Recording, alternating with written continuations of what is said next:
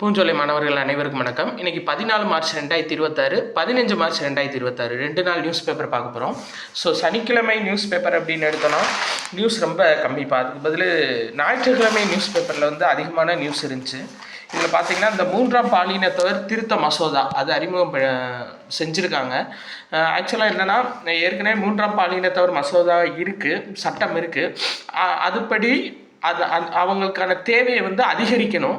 Plus அவங்களுக்கு மீதான ஏற்படக்கூடிய குற்றங்களுக்கான தண்டனையை உறுதி செய்யணும். இந்த மாதிரி விஷயங்கள் தான் கொடுத்துருக்காங்க. புதுசாக எதுவுமே இன்சர்ட் பண்ணல. இந்த பார்த்தீங்களா, தற்போது உள்ள சட்டத்தின் பலன்கள் மற்றும் பாதுகாப்பு முழுமையாக சென்றடைய, அதுதான் இந்த மசோதாவோட முக்கிய நோக்கம். சரிங்களா, வேறு ஒன்றும் கிடையாது இதில். ஸோ இதை மட்டும் பேசிக்காக பார்த்துக்கோங்க. ரைட். தூத்துக்குடி மாவட்டம் உடன்குடியில் புதுசாக ஒரு அனல் மின் நிலையம் ஓப்பன் பண்ணியிருக்காங்க.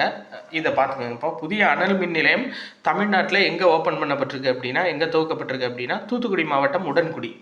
சரி, ரைட். அடுத்தது இதில் வேறு நியூஸே இல்லைப்பா. அந்த நியூஸ் பேப்பர் 14 வந்துட்டு ஃபுல் அண்ட் ஃபுல் அரசியல் சார்ந்த நியூஸ் தான். உங்களுக்கு பார்த்தீங்கன்னாவே தெரியும். வேறு நியூஸ்ன்னு எதுவுமே இல்லை. ஜல்ஜீவன் திட்டம் கொடுத்துருக்காங்க. அதை பற்றி நம்ம ஃபுல்லாக பார்த்துட்டோம் ஏற்கனவே. நம்ம இங்கே பாருங்கள், நியூஸ்ன்னு சொல்லிட்டு எதுவுமே இல்லை. நம்ம 15ஆம் தேதி நியூஸ் பேப்பர் பார்க்கலாம். அது ரொம்ப முக்கியமான நியூஸாக இருக்குது. 15 எடுத்துக்கிட்டிங்க அப்படின்னா, ஃபஸ்ட்டு உணவகங்களுக்கு மின் கட்டணம் மானியம் சொல்லியிருக்காங்க. எதுக்காக அப்படின்னா, இப்போ இந்த கேஸ் வந்து தட்டுப்பாடாக இருக்கிறதுனால மின்சார அடுப்பை பயன்படுத்தி எல்லா உணவகங்களும் இயங்க வேண்டிய சூழ்நிலை இருக்குது. அதனால் ஒரு யூனிட்டுக்கு 2 ரூபாய் மானியம் வந்து வழங்கப்படும் சொல்லியிருக்காங்க. இது ரொம்ப முக்கியமான இன்ஃபர்மேஷன். இதை தெரிஞ்சு வச்சுக்கோங்க. ப்ளஸ் எந்த திட்டத்தின் கீழே அப்படின்னா, இளைஞர்களுக்கான வேலை வாய்ப்பை உருவாக்கும் திட்டத்தின் கீழ் இப்போது எரிவாயு அடுப்பு இல்லாததுனால எல்லாருமே மின்சார அடுப்பை நோக்கி போகிறாங்க. அப்போ மின்சார அடுப்பு வாங்குறதுக்காக இப்போ ஒரு சிறு குறு மற்றும் நடுத்தர தொழில் நிறுவனம் இருந்தாங்க அப்படின்னா, அவங்க வந்து அந்த மின்சார தேவைக்கான மிஷின், சரிங்களா, அந்த எங்கெல்லாம் கேஸ் யூஸ் பண்ணாங்களோ அதுக்கு பதில் மின்சாரத்துக்கு தேவையான அந்த மிஷின் வாங்குறதுக்கும் சரி, இல்லை அடுப்புகள் இதெல்லாம் வாங்குறதுக்கும் மானியம் கொடுக்க போகிறாங்க. இளைஞர்களுக்கு வேலைவாய்ப்பு உருவாக்கும் திட்டத்தின் கீழ், எந்த திட்டத்தின் கீழ்னா இளைஞர்களுக்கான வேலைவாய்ப்பை உருவாக்கும் திட்டத்தின் கீழ் 25% அல்லது அதிகபட்சமாக 3.75 லட்சம் மானியத்துடன் கடன் உதவி வழங்க போகிறாங்க. சரியாப்பா, இது ரொம்ப முக்கியமான இன்ஃபர்மேஷன். அப்போது இந்த எங்கெல்லாம் எரிவாயு உருளை பயன்படுத்தினாங்களோ அதுக்கு பதிலாக அந்த இடத்துக்கு மிஷின்ஸ் வாங்குறதுக்கு, கரண்ட் மின்சார அடுப்பு சரி இல்லை மின்சார இயந்திரங்களும் வாங்குறதுக்காக 25% மானியம் அல்லது 3.75 லட்சம் மானியத்துடன் கூடிய கடன் உதவி வழங்க போகிறாங்க. ப்ளஸ் அது போக என்ன அப்படின்னா, மகளிர் தொழில் முனைவோர் மேம்பாட்டு திட்டம், அது கீழே ஏதாச்சும் மகளிர் பயன்பாட்டில் ஒரு கம்பெனிஸ் இருந்துச்சுன்னா அதில் வந்துட்டு 25% அல்லது 2 லட்சம் மானியத்துடன் 10 லட்சம் ரூபாய் வரை கடன் உதவி வழங்கப்படும் அப்படின்னு சொல்லியிருக்காங்க. அதிகபட்சம் 1 கோடி ரூபாய் வரை மானியத்துடன் கடன் உதவி வழங்கப்படும் அப்படின்னு சொல்லியிருக்காங்க. ஸோ இந்த 2 திட்டமும் ரொம்ப முக்கியமாக பார்த்து வச்சுக்கோங்க. அடுத்து கவிஞர் வைரமுத்துக்கு ஞானபீடம் விருது கொடுக்க போகிறாங்க. இந்தியாவின் மிக உயரிய இலக்கிய விருது எது அப்படின்னா இந்த ஞானபீட விருது தான்.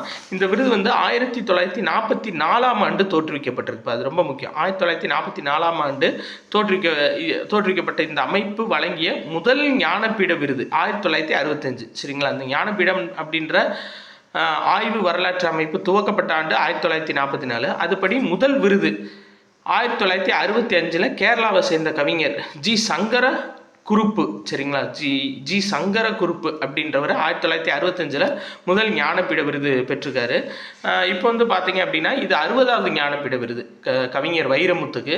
ஏற்கனவே 2014 பத்மபூஷன் விருதும் பத்மஸ்ரீ விருது 2003 வாங்கியிருந்தார். அது போக கள்ளிக்காட்டு இதிகாசம் அப்படின்ற புக்குக்காக சாகித்ய அகாடமி விருது 2003 வாங்கியிருந்தார். சரிங்களா, அது ரொம்ப முக்கியமான ஒரு இன்ஃபர்மேஷன். ப்ளஸ் அது போக பார்த்தீங்கன்னா இதுக்கு முன்னாடி தமிழ்நாட்டிலேருந்து ஞானபீட விருது வாங்கினவங்க 2 பேர். ஒருத்தர் வந்து யாருன்னா அகிலன் சித்திரப்பாவை அப்படின்ற நூலுக்காக 1975 ஞானபீட விருது வாங்கியிருக்காரு. அதுக்கப்புறம் ஜெயகாந்தன் 2002 வாங்கியிருக்காரு. அதுக்கப்புறம் பார்த்தீங்கன்னா கவிஞர் வைரமுத்து 2026 இப்போ ஞானபீட விருதுக்காக தேர்ந்தெடுக்கப்பட்டிருக்காரு. சரிங்களா, ரைட்.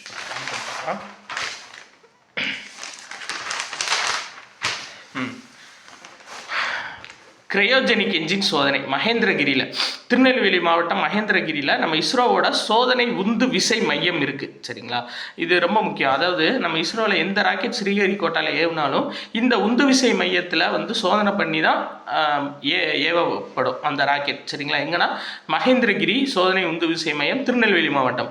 இதில் மெயினாக பார்க்க வேண்டியது என்னென்னா, இதுக்கு முன்னாடி 19 டன் உந்து விசை சோதனை செய்யப்பட்டு வந்திருக்கு. ஃபஸ்ட்டு டைம் 22 டன் உந்து விசை சோதனை செய்யப்பட்டிருக்குப்பா. இது ரொம்ப முக்கியம். சரிங்களா, ரொம்ப ரொம்ப முக்கியம், பார்த்து வச்சுக்கோங்க. இதுவரையும் எல்லா ராக்கெட்டும் 19 டன் உந்து விசை சோதனை தான் நடத்தியிருக்காங்க. இந்த முறை வந்து 22 டன் உந்து விசை சோதனை நடத்தியிருக்காங்க. இது ரொம்ப ரொம்ப முக்கியமான இன்ஃபர்மேஷன், பார்த்துக்கோங்க. சரிங்களா, ரைட், ஓகே. அடுத்தது பார்க்கலாம்.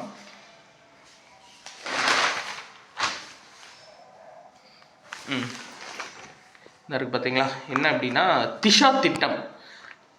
திஷா திட்டம் அப்படின்னா என்னென்னா, இலவச சட்ட சேவை வழங்குதல், சட்டம் தொடர்பான விழிப்புணர்வு மற்றும் கல்வி பணிகளை மேற்கொள்ளுதல். இதுதான் திஷா திட்டம். சரிங்களா, இது ஞாபகம் வச்சுக்கோங்க. திஷா திட்டம்னா என்னன்னு கேட்பாங்க.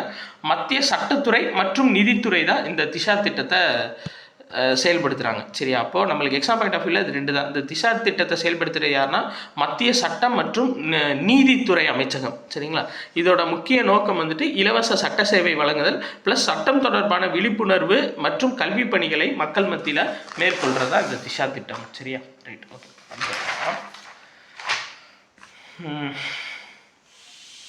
2 எல்பிஜியோட 2 கப்பல்கள் வந்து இந்தியா நோக்கி வந்துருச்சு. சரிங்களா, அதனால் கொஞ்சம் தட்டுப்பாடு அப்படின்றது குறையும், நீங்காது, குறையும். Right, okay. இதில் வேறு நியூஸ் எதுவும் இல்லைப்பா, அவ்வளோதான். சரிங்களா, இந்த 2 நாள் நியூஸ் வந்து அவ்வளோதான். இனி எலெக்ஷன் முடிஞ்சால் தான் நம்மளுக்கு அதிகமான திட்டங்களும் நியூஸும் வரும். சரிங்களா, ப்ளஸ் அது போக நம்ம மேதகு நடப்பு நிகழ்வுகள் புக்கு நான் ஏற்கனவே சொன்னேன்லப்பா, சில பேர் 3 புக்கு 4 புக்குன்னு சொல்லி கேட்குறாங்க.